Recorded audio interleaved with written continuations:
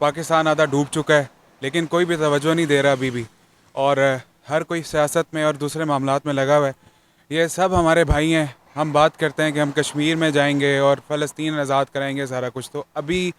جہاں پہ ہماری اپروچ ہو سکتی ہے، جہاں پہ ہم جا سکتے ہیں، وہاں پہ تو اپنے بھائیوں کو دیکھیں، وہاں بھی تو ہمارے بھائی شہید ہو رہے ہیں، وہ بہہ رہے ہیں، ان کے پاس گھر نہیں ہے، مدرسے گر گئے ہیں، مسجدیں گر گئی ہیں، ان کے درسگاہیں بالکل گھر مٹ گئے ہیں۔ تو اللہ کا شکر ہے، یہ ہمارے ایک استاد ہیں، انہوں نے کام یہاں پہ سٹارٹ کیا ہے۔ یہاں پہ چاول اور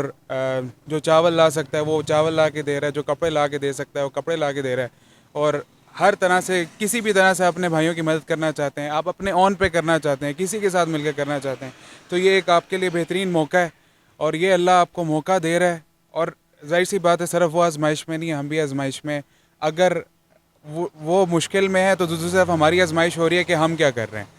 تو یہ بھی سوچنا چاہیے، آدھا پاکستان گیا ہے، اب کچھ پتہ نہیں ہے کہ اگلی باری ہماری ہو،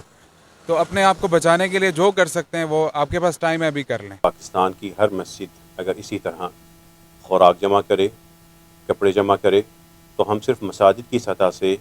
ان دکھی بھائیوں کے زخم پر شاندار مرہم رکھ سکتے ہیں۔ گھروں سے اضافی کپڑے جمع کیے جا رہے ہیں اور ایک ٹرک بھیجا جا چکا ہے، آج انشاءاللہ تعالیٰ دوسرا ٹرک بھیجا جائے گا۔ اس مسجد کے کردار کو دیکھتے ہوئے ہر مسجد کے لیے ایک پیغام ہے۔ اللہ تعالیٰ نے منبر پہ کھڑے ہونے والے لوگوں کو بہت بڑا رتبہ اور حکومت عطا کی ہے۔ آگے بڑھیے، اپنے منبر سے ہر مسجد میں یہ اعلان کیجیے کہ ہمارے نمازی یہاں پر 300 یا 400 کلو چاول جمع کروا دیں۔ اس مسجد سے اس منفرد انوکھی تحریک کا آغاز ہوا ہے جو اس وقت پورے ملک میں پھیل رہی ہے، 2 کلو چاول